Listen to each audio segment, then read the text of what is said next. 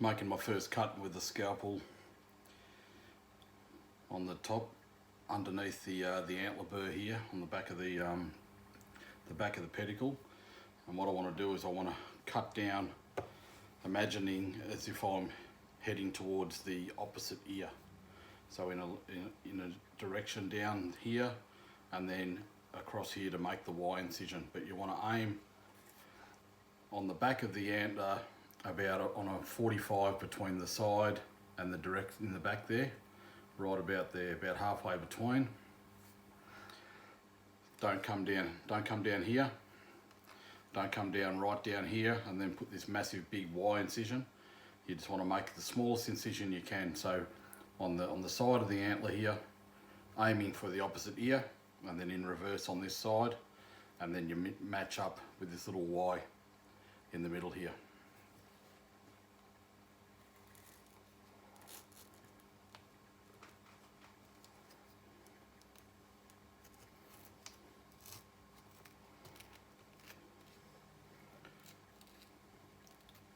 Doing this with the scalpel because it's the sharpest.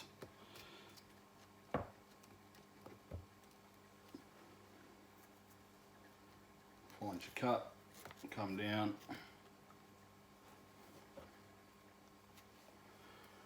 Once you get down there, come back with a little paring knife, small knife or a skinning knife, not a big hunting knife. Don't use big hunting knives, big custom, beautiful big hunting knives that everyone buys, because they're just not fit for purpose. They're not a knife to do these intricate little jobs. All right, so I've come down on that same cut there that I've made with the scalpel. You can see there. All right, find the other one. It's a bit hard when you can't see where you're going over here, but anyway, we'll finish this one. So to go up, I'm about halfway now.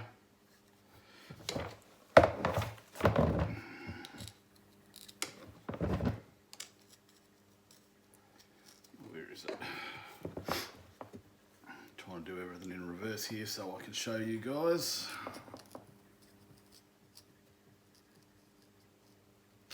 There it is.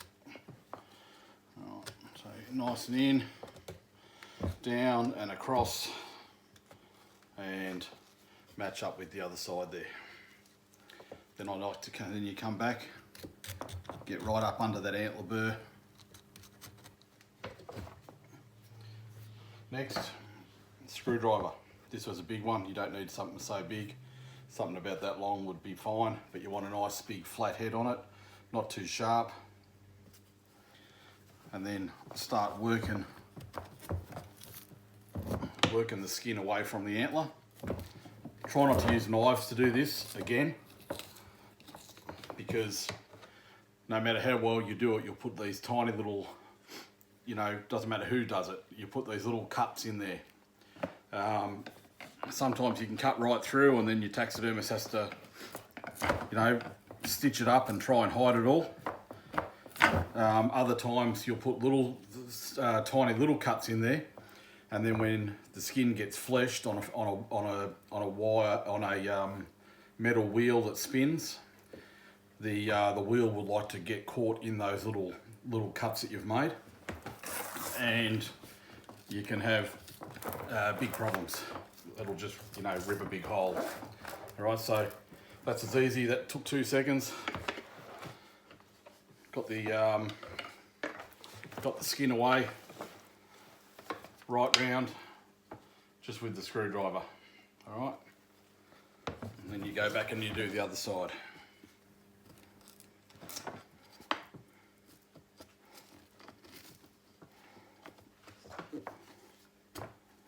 Give it a bit of a tap to get it going.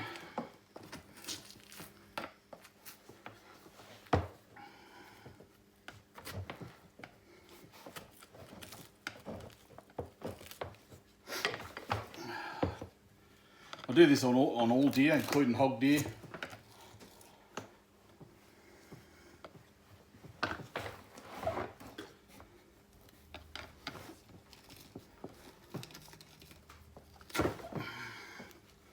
and it's free right around. Now you can come back with your small knife again and start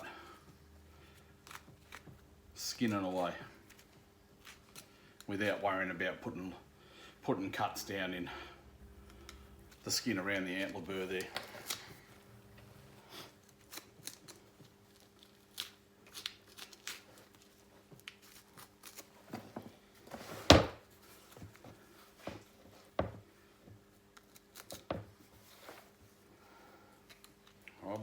One other cut you're going to need to do is, obviously this deer's been scun up to the back of the head and then cut off. So you need to find about the center line. Unfortunately this one's been cut off, scun off to one side. It's gone right over near the ear on this side here. You always, when you're skinning your deer in the field, try and keep, particularly on a red deer, you'll see there's a dark line pretty well down the back that you can follow. Again, on a lot of fallow deer and stuff like that. On a hog deer and a chiddle, you've got on the hog deer, you've got the faint white spots and a definite darker line on the back of most of the deer's necks. On a red stag, just find that darker hair, and you'll see it running down like there's a bit of a mane. Try and stick to that. So what you got to do is you got to come down from your Y incision here and meet up with wherever this cut's gone. Obviously, I said this one's gone offside a little bit. I could come down in the centre of this where it should be and then re-stitch up this other spot, but it's easier just to come down in a direct line where you know it's fairly straight. All right, and then that little bit there I'll fix up at a later date. All right, so you need to skin around the back of the, start freeing up the back of the ear here. I'll show you how we go about turning the ears the easiest and quickest way.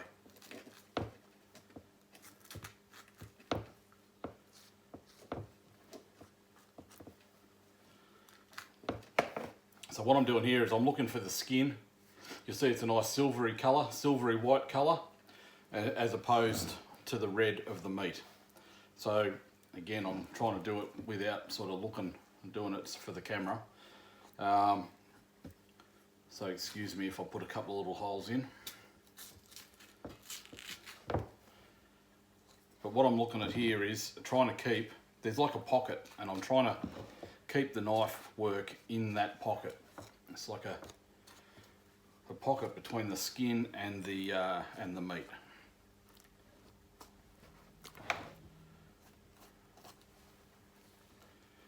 Once I get to where I want to go, I've pretty well opened up. This is the ear butt. I'm about there on the ear.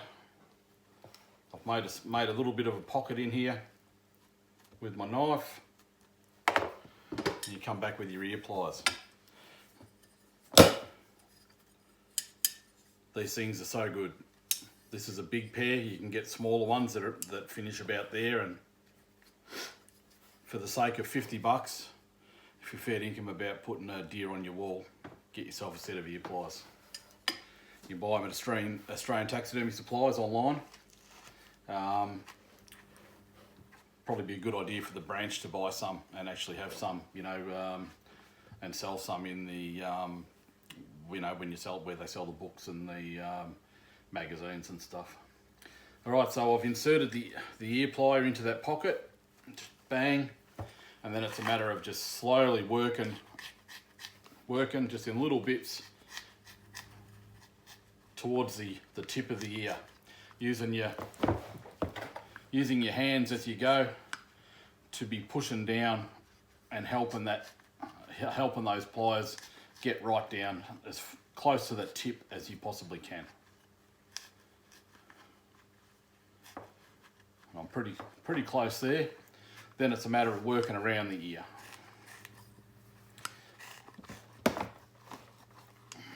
And again, down the bottom, I've done the top, down the bottom. that pocket a little bit bigger down there now that I've opened it up a bit. Carefully not cutting any ear skin. And then back up to the top again. Okay, now that ear is effectively turned in that time. You just need to come back any of these sinews that are holding on and release them.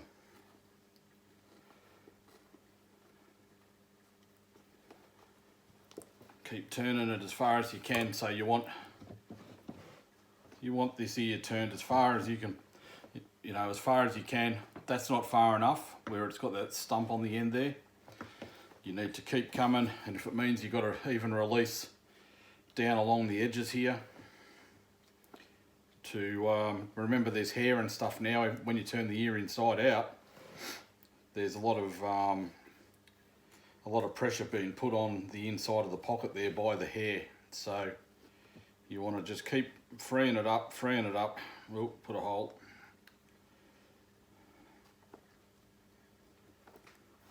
All right, same with the bottom side. Open him up as best you can. All right, another thing to do, take your steel. If you've got a steel or a screwdriver, the screwdriver that I was turning the ear with. I like to use my steel. You can put your steel up inside the ear and just give it a little bit of a help turning it to as far to the edge as you can. All right, nice and slow, because you don't want the steel to go poking through, and then you've got a hole in the ear that the taxidermist has to fix. All right, so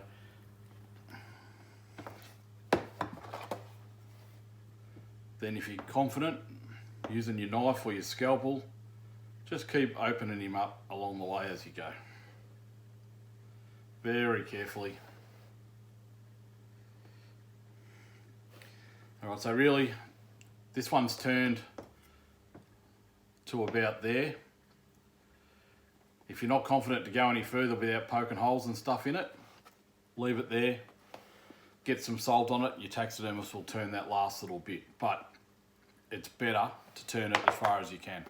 All right, alternatively, instead of using a knife, you can go back, push it back in the other way.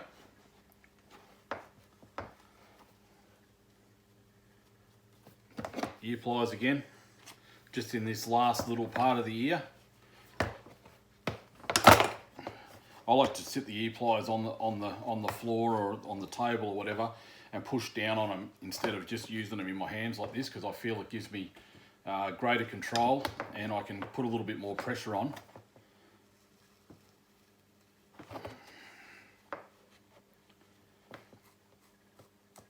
Okay, we're there. We're right at the end. All right.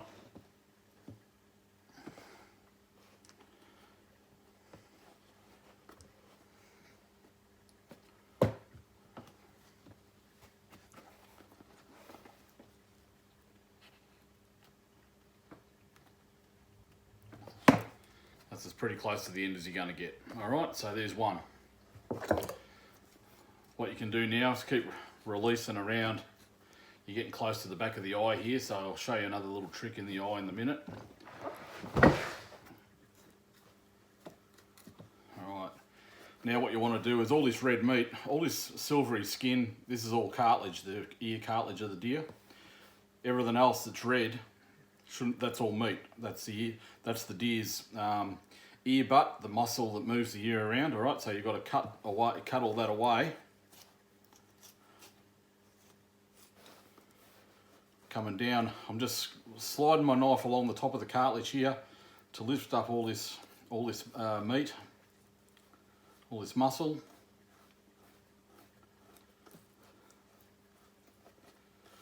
Following the cartilage down. All right, and then it obviously joins onto the skull of the deer down the bottom here. So you want to cut through. All right, now be careful here, because otherwise you're going to cut through the skin. All right, so once you're through the ear butt, you're back onto skin, then you start skinning down again. All right, you're up the back of the eye here. we're going to spin around and I'll do that other side.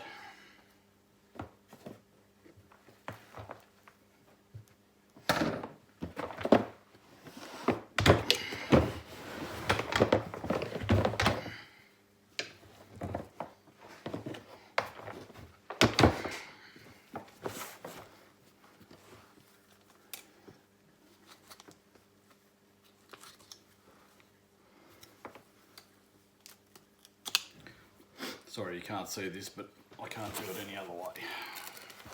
Let's go, try it this way.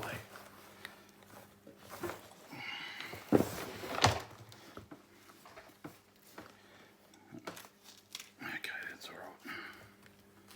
Okay, so again, I'm coming down over the ear butt here.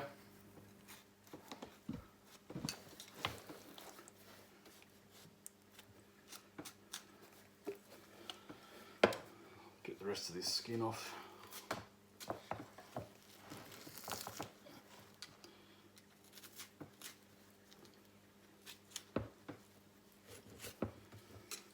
Alrighty.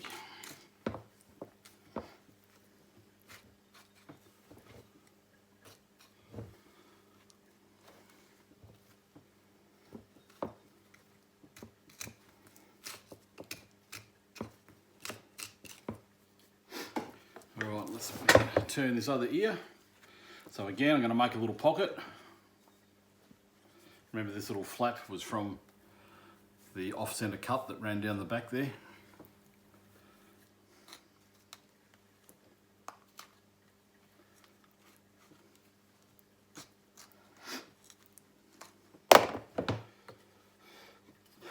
Insert the ear pliers, give them a push in.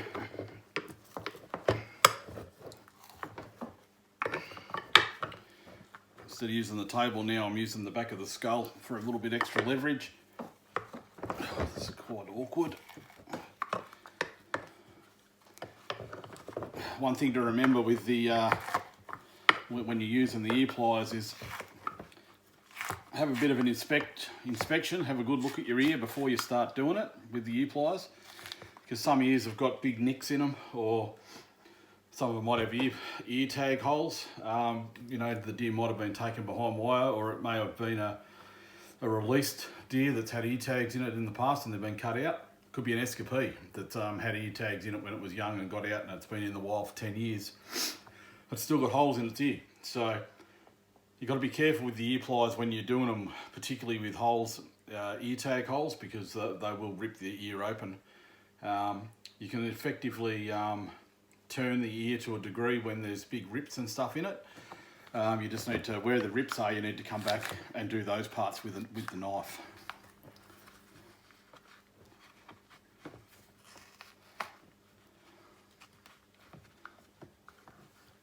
Okay, this ear's opening up quite well.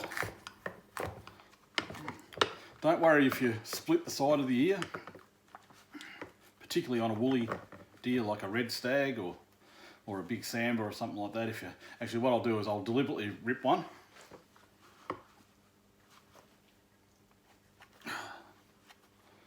Okay. All right, so I've put a tear in the side of the ear. All right, so what we do is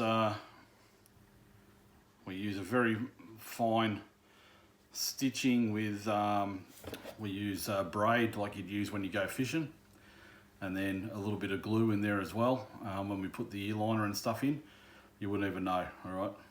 That just meets up and you would not know. It's a bit harder to hide on a hog deer, fine skinned deer like a chital or something like that, but on these bigger deer, not a problem. You'd be surprised, most deer that come in have got the some part of an ear ripped or busted open from when guys do attempt to turn them themselves. So once they're on the wall, you can't tell. All right, so the ear's turned. Again, come down, try and get all that red meat off. Come down the back there of the, again, I'm trying to do this in reverse. Come down the back of the cartilage, cut through the ear to where it hits the skull.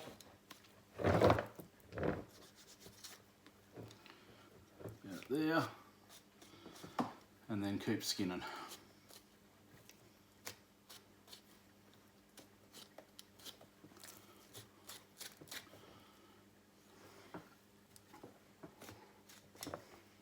Okay, I'll turn him around now so you can see what I do with the eyes. Alright, so we're pretty close to the back of the eye now. Get rid of the ear pliers. And what you want to do is, a lot of people when they come to the back of the eye, they'll put a cut right about there. And they'll cut straight through this skin, and it's very hard to hide when you're stitching holes at the back of the eye, because a deer's eyes everyone looks at. So what I like to do is when I get down, free up as close as I can here, you can see the eye orbit, the bone there, the eye orbit. I like to stick my finger there so I can feel the tip of my knife. This knife is sharp enough to cut, but I mean, it's not sharp like a scalpel. I'll put my finger in there so I can feel what's going on and come around the bone on that eye orbit, all right? You've got all this skin, all this inside skin here. This is all the inside eyelid. Now you can cut down through it, down in here. Ooh, pop the eye. Again, doing it backwards. Put your finger in there. Pull it all, free it up.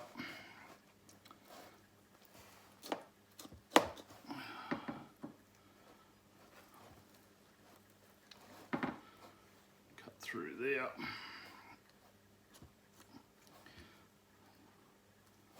It's not ideal to cut the eyeball like I did, but again, I'm in reverse. All right, so we'll just cut that off there. So I can grab the eye skin here. All right, this is the back end of the eye skin that was sitting up here. Brought it forward. Put your finger in there and hold it. Got to keep your knife on the bone as you're coming around here.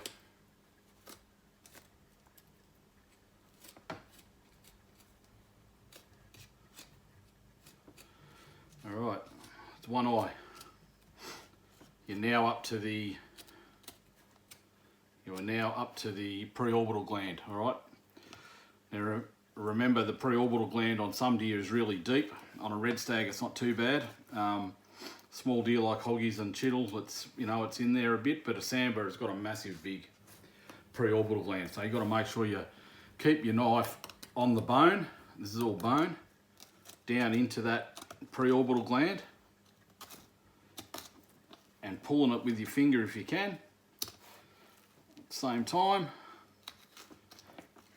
to free it all up. You don't want to just come across from the eye straight across here and cut the preorbital gland off, all right? You want to try and get all of this skin out in one piece. Put a little cut in it, it's not so bad, but you don't want to cut it off.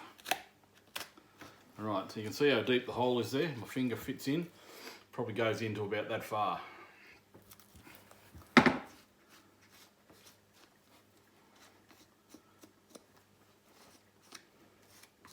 All right, same on the other side. Alright, so I'm sticking to the bone.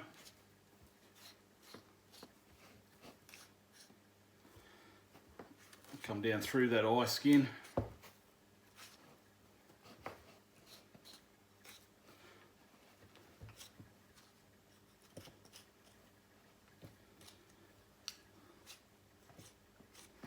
Go through there. My hands, normally I'll do it the other way, but I'm in reverse here, as I said. Come to the front of the eye.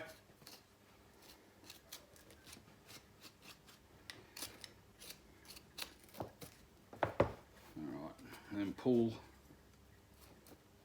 that preorbital gland out as you go. Knife down in there nice and deep. This little knife I'm using is a little Victorinox paring knife. It's like a $6 or $7 knife. I buy them at my local butcher shop, but you can buy them online. Good thing about these little knives is if you break one, you throw it away, start again, and they sharpen up really nice. They're a great little knife. And you can cape anything you like with these things. I've caped moose,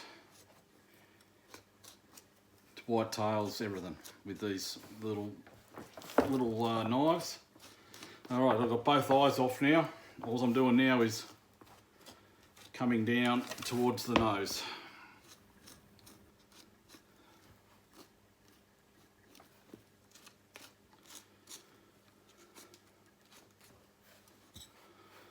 Alright, I'm going to have to spin him over a bit so I can release down underneath as well as you go.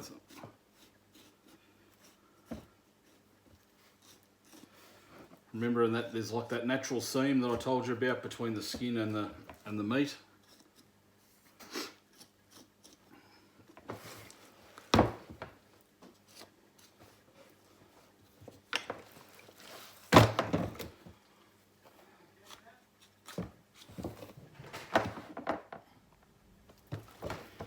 So you've got to release both sides. Careful to follow that seam. Get it down to about the back of the mouth on this on the back side as well there. And we're about to attack the nose and the mouth. Okay, so just keep going as far as it'll let you.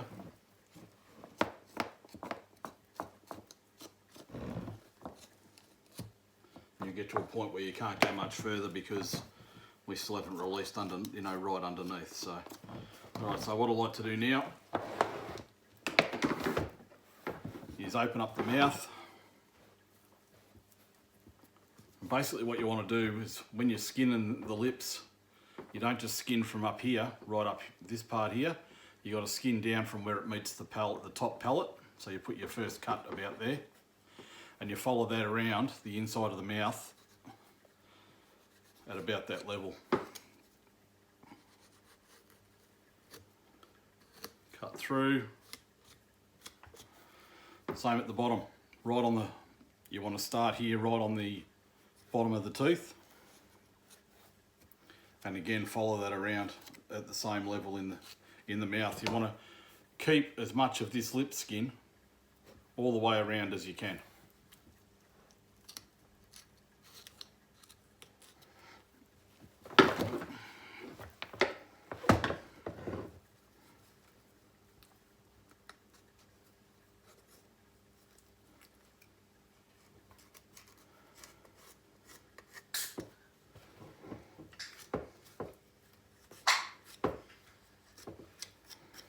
Okay, so you can see here, I've followed it right around the sides here. Careful on the bottom here that you don't, the skin's very thin in the middle here. You don't want to cut through. Just do it nice and slowly to the sides of both sides of the mouth, to the back, close to the back of the jaw. Now you need to attack the top here on the nose. I'll just reposition. Okay, so what we're doing now is we're going to cut on a bit of an angle. We're going to go on, like, imagine a 45 degree from the front of the top of the palate here to the back of the nose. There's a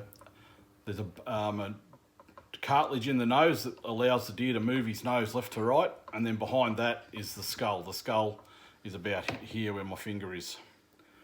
So what you got to do is you got to cut on an angle between here, aiming for the back of the cartilage where it meets that bone. All right. So before you do that, we just got to make sure that we've freed up as close to the palate as we can, all the way around on both sides. On the top there.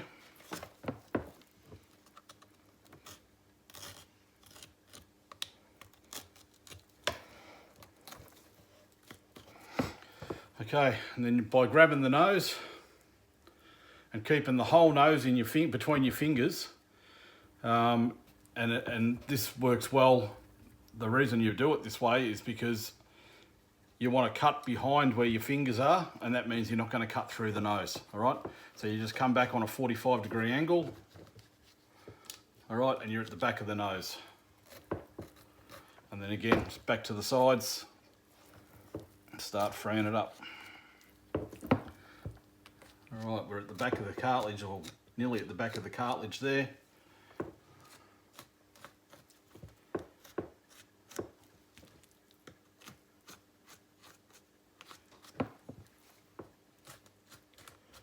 Now we're just working back towards where we came down from the top. We're working back towards that.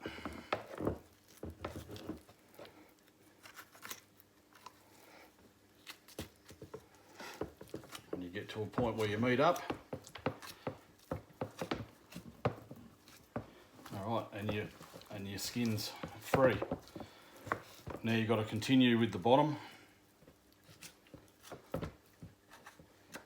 Remember I said how thin it was down there, just be careful on the sides. You're going to cut through this jowl skin on the side here, where I've just cut it through there like that. Got to do that on both sides to free it up.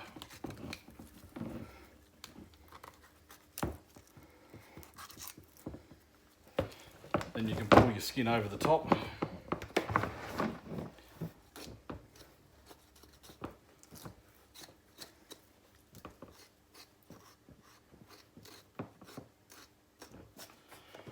Okay, and we've got him off. So the skin's completely off the skull. Nose is all intact. The eyes are good. Without cutting out the pre-orbs. The pre-orbs are all in one piece. All right, we've got the ears turned reasonably close to the tip on both sides. Turn this one in the other way. This one I didn't free up totally, so a bit of work to do here.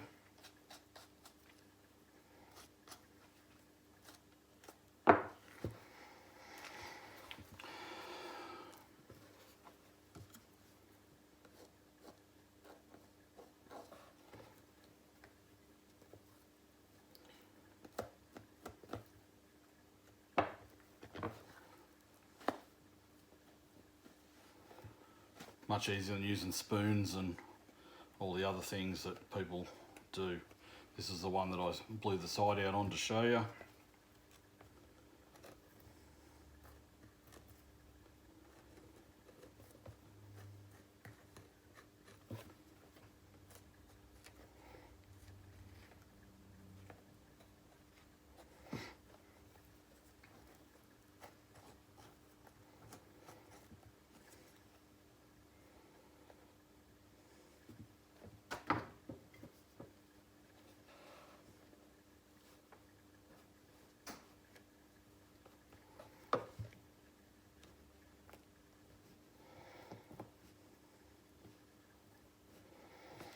Okay, turned all the way to the tip, and as I said, that'll be stitched with a really thin braid, like a 5 or 6 pound braid, and glued, and you won't be able to tell.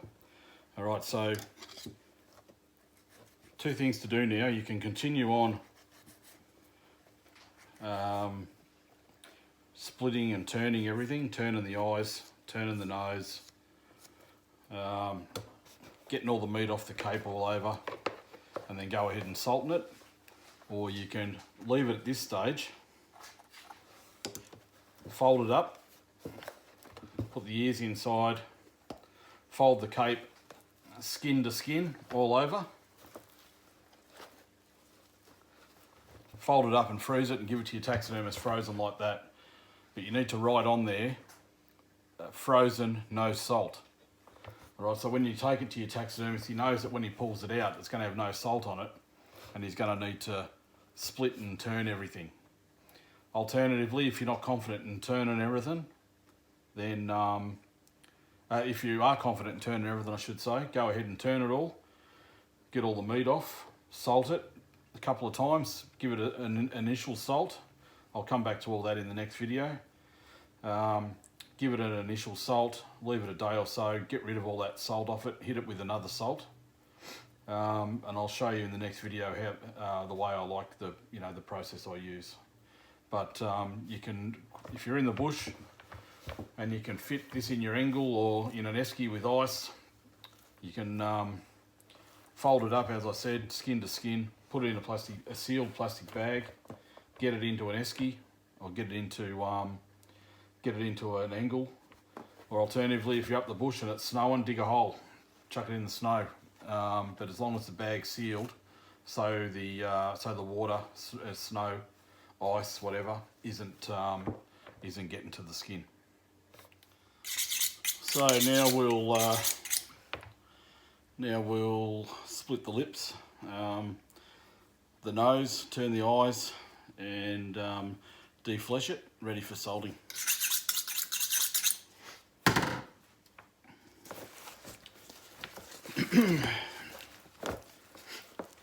Alright, so what we want to do here is, with the lips,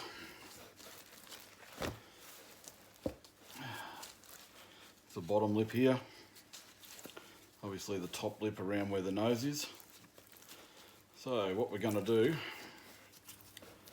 is open up the skin between the inside lip skin and obviously the outside fur and the outer skin. So it's as simple as just knife in between there and using your thumb to roll that skin back. Do this all the way around. Just get it started.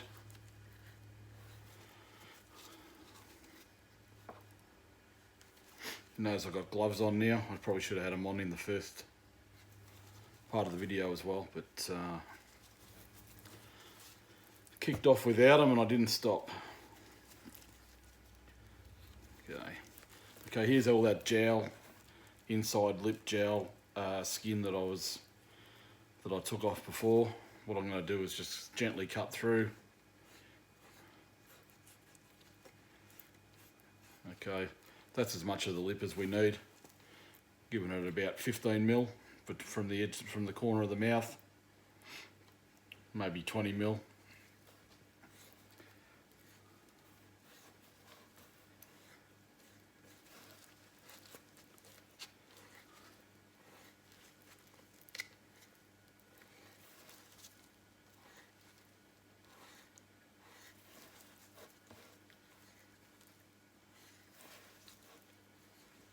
Just going right around, doing the whole lot from the top and the bottom lip, just getting it all started.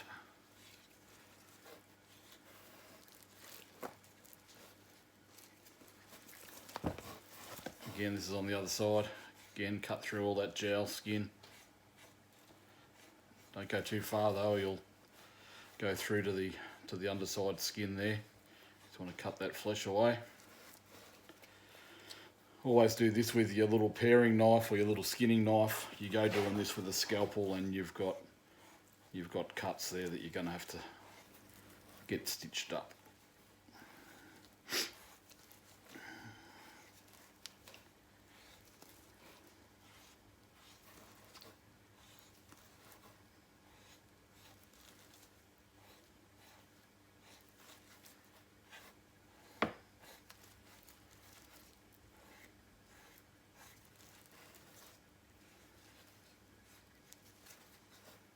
Okay, this is the bottom lip.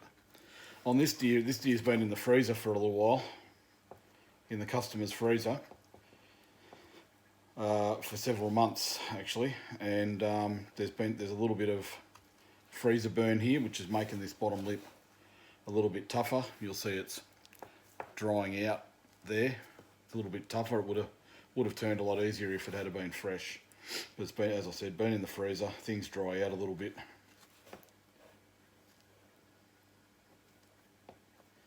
If you're going to shoot your deer and throw it in the freezer uncaped like this one was, make sure it's in a couple of good heavy plastic bags to protect the outside skin from drying out. This it's only happened on the lips, on the extremities here. But if we had done this to the ears, it makes it a hell of a lot harder to turn. Okay.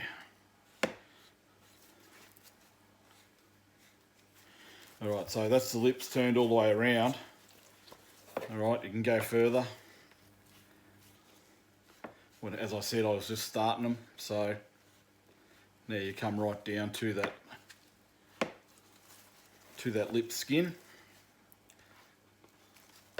So the goal here is to not have not have a lip like that, because you've got unbroken skin on this side and unbroken skin on that side, and the meat underneath needs to be opened up. That flap needs to be opened up so it's exposed to the salt, or you've got problems.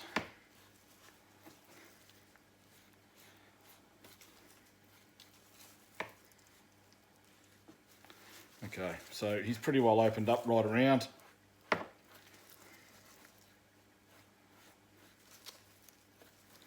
Now for the nose. Okay, so you've obviously got the nostrils here with cartilage in the front of the nose and the cartilage out on the wings of the nose here holding it into shape. So now what we've got to do is go down the middle, gently, down the middle, right through the middle of that cartilage.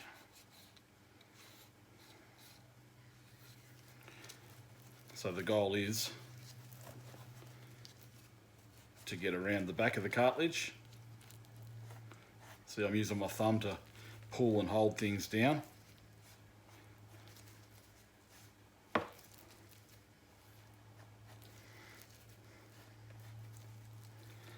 So I'm staying right around the back of all this cartilage that's here, so I don't cut a hole down into the nostril.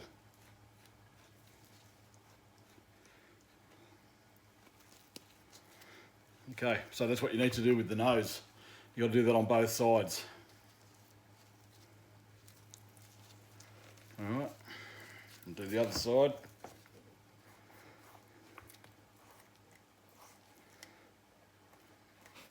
There's a seam, like there is on everywhere else. There's a seam that you follow. Once you find it, you'll know what I'm talking about.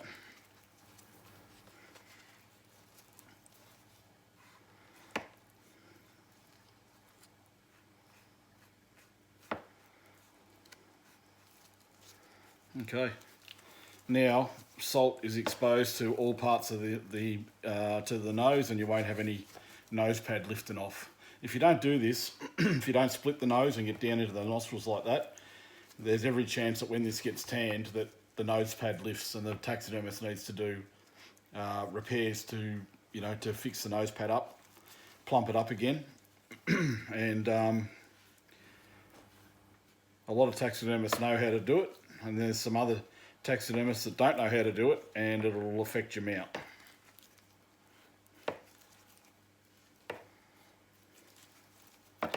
Okay, so nose and lips turned. Same deal with the eyes. You need to get down to where the eye skin is in here, because if we just salt that, we've got skin and hair on that side, and we've got solid unbroken skin on this side. We need to expose underneath there to the salt. Alright, and to do that you need to open it up right down to that eye line. So it's just simply going across the top of this skin here. I've got my fingers rolled up under there, and I can feel across here, I can feel the eyelid. And I'm just gently, this is gentle little pushes over with the knife, opening this skin up.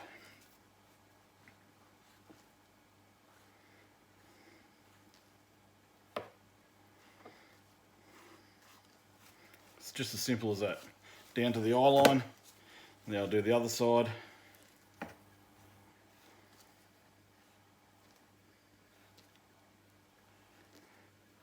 Just like that. Simple. Both sides.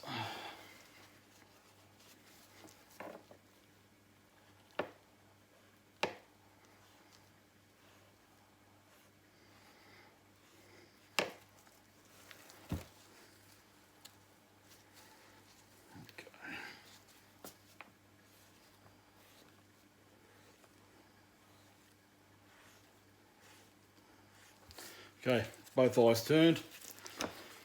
Now it's a matter of just getting some of this meat off the skin. All right, so you've got on the bottom lip, this is the bottom lip here. You've got some flesh either side.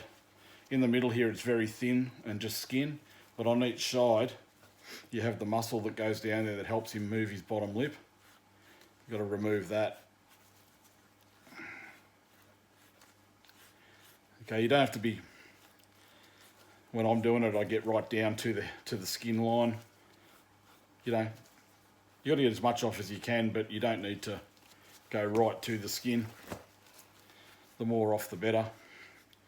The whole deal here is you're trying to get as much skin, flesh off this, so when the salt is doing its work, it's penetrating the skin, not having to penetrate through a heap of meat first.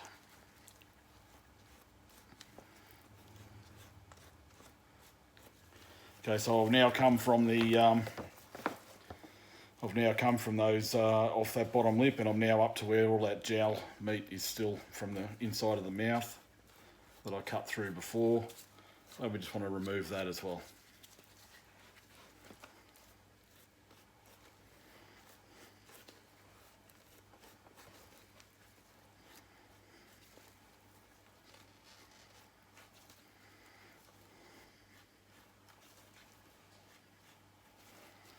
Again, don't be doing this with a scalpel or you're going to have cuts everywhere. Flip him over.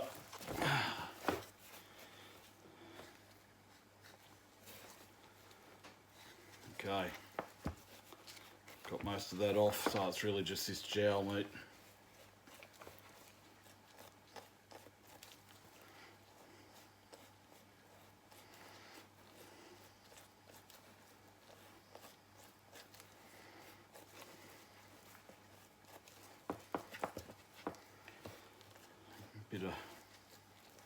Bit of meat here behind the nose.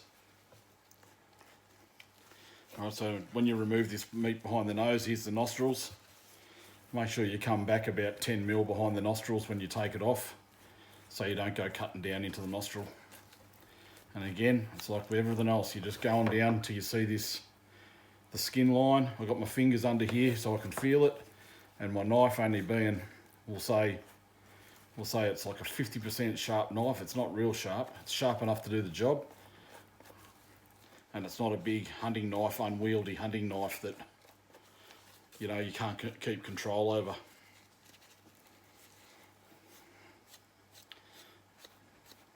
Big, beautiful custom hunting knives are great for gutting your deer and stuff like that. But if you're going to buy one, talk to the custom maker and get him to make you a nice little skinner like this as well.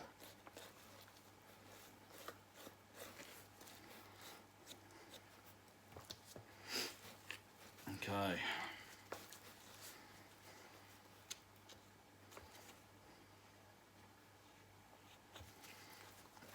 A bit more behind this nostril.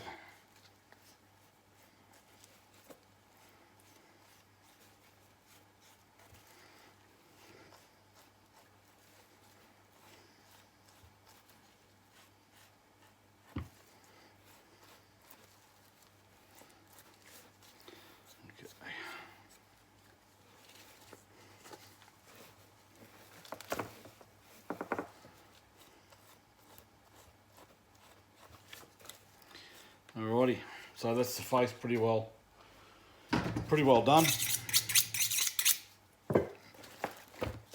Now you just open him up.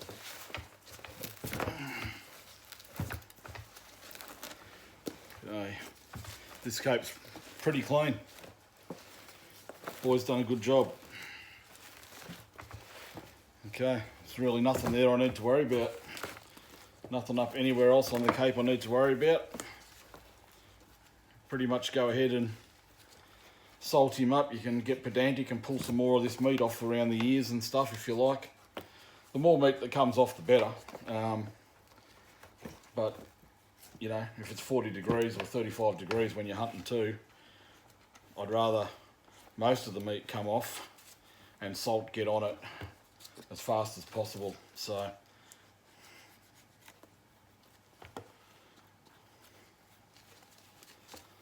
Okay, a little bit more behind the ear here.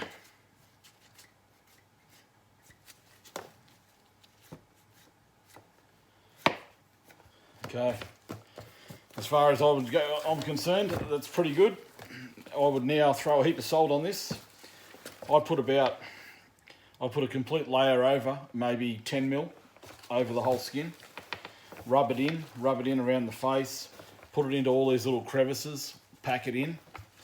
And I like to salt my skin flat on the floor with the hair down. Stretch the skin out into the, so it's pulled out in all the different positions. And then salt all on this bottom lip, all up underneath the neck here. Salt all on here, and then lay the face down on top of the salt. Open up the lips again. Throw salt in here, rub it all in. Spread the cape out, roll the edges over, roll these corners right over. Don't let it, when you're caping it, when you're salting it, let it to be laying there like that with the edges rolled over like this. Open them right out. Salt right to the edges. Salt all over. And then leave it laying flat. I've got a spot in my shed where it lays down flat, actually on a bed of salt, because there's that much in the salt shed now. Lay it down nice and flat, and then in a day or two come back, pick it up, get as much of that salt off as you can, depending on the weather. If it's crappy, humid weather, there's a lot of moisture in the air, it's going to retain a lot more water and juice in it. So I'd probably speed the saltings up. Instead of doing it one salting and then a couple of days later do another one, I'd do a salting one day, then I'd do if it's humid, then I'd do a resalt the next day. If it's rainy and there's a lot of moisture in the air, you'd have to do more saltings than less. If it's fairly warm, you always do your salting undercover, away from the sun, never in the sun or anything like that. Put your salt on. If it's fairly warm, shake it off a couple of days later, put some more salt on, and then depending on how quick it dries, you can then hang it over a beam, hair side down. I like to hang them over a beam for a day, and then the air gets to both sides of it and it dries it quicker. You don't want to dry your skin out flat out so it's like rock hard. You want to get it to a position where it's fairly dry. Then you can fold it up, so when you get to a taxidermist, he can pick it up and he can physically inspect your skin without it being folded or rolled into a ball full of salt and rock hard, and then he can't see it. Because once you get skins like that, you've got to either take the punt that everything's done right and throw it in the pickle to tan it and hope that everything's done right, the ears are turned and all the rest of it, because you can't physically see because it's been rolled up into a ball. So the other problem with it is if things aren't, if the ears aren't turned and stuff like that, and it's still, reasonably dry but not rock hard, we can still attack it if we need to. Right? So never throw a heap of salt on, roll it up into a ball, into a hessian bag, and tie it up and hang it or anything like that. That's you just don't do that. It's a lot of older guys, in the old days, that's how things were done. Always present your skin, if you can, to your taxidermist that's been salted. At least 2 times. You can salt them 3 times, 4 times, whatever you want to do, but at least 2 times. And then fold it up so he can physically pull it apart and look at it while you're there with him on the day that you drop it off. So there's no, discussion down the track that the skin's no good. So having said that, there's always problems when they go into the tan. There's sometimes issues, and things sometimes just don't tan well. So, anyway, hopefully that's given you a bit of an insight in how we do things, and you can always shoot me a call if you've got a problem. I'll just recap really quick. The skin, how I pulled the skin off in the first part of the video when I done it straight off the head. I said fold it, without having fleshed it out like this and done the lips and everything. You can fold it up, freeze it, and give it to your taxidermist unsalted. Otherwise, you can continue. If you're going to put salt on it, you've got to do all of the jobs that I've just done in this second part of the video. All right, you can't do You can't throw salt on it if you haven't turned the ears and you haven't turned the nose and all that sort of stuff. All right, you can't cape your deer up to the back of the head and then throw heaps of salt on the rest of the cape and the head not be caped. That's just not the way to do it. You only salt the skin if you've completely done the job. All right, so hopefully if one thing you learn out of it today is how much you need a pair of these. Australian Taxidermy supplies. Some taxidermists will have them as well. I'm sure you can buy some through like South Pacific Taxidermy. I keep 1 or 2 pairs all the time for people to buy them if they want them. They're from around $50. Sometimes, depending on how much it costs to get them in from the States, might be $70. But you think of the money you spend in juice, going up the bush or buying a gun or anything like that, and then you don't have a pair of these to do the job when you need it. So, as I said, any other questions, feel free to give me a yell. Now, we're going to cut the skull. So, I'll use one of these, saber saw, battery operated, best thing ever invented. So I come down behind the eyes, just like this.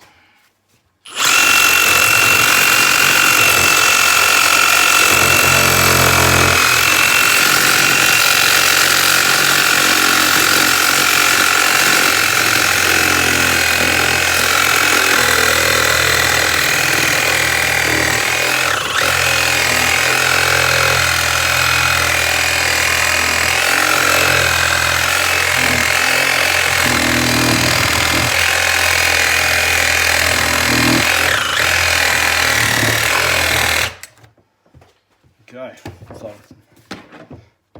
come down there behind the eyes, straight across. Now, what we're going to do is find a knife. Where to put it? Cut a bit of these ear butts off, so you can see the skull.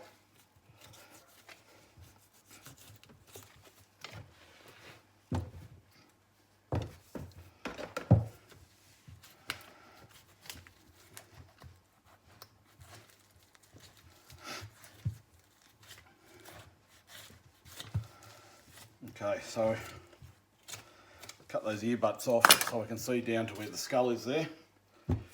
So what I'm going to do now is I'm going to cut from just here on the back of the skull, probably about 10 mil, 15 mil down from here, right where that bit of a paddywhack, which is the spinal cord, comes out of the back of the skull. I'm going to cut across this way down to where I've cut down here.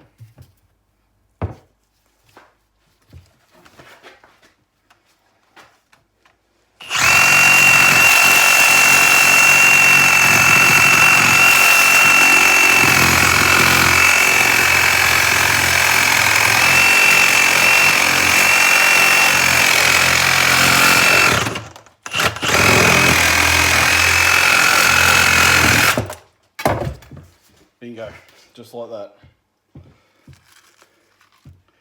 Put the brain back, he doesn't need that anymore. Alright, so you've got a skull plate there that's well and truly big enough to give to the taxidermist to be able to bog onto your form and screw down and not have to, a lot of guys cut straight down here and go on an angle following the face and stuff like that. Taxidermists need as much of this surface here, this surface area, on the skull plate. All right, that's exactly what we need.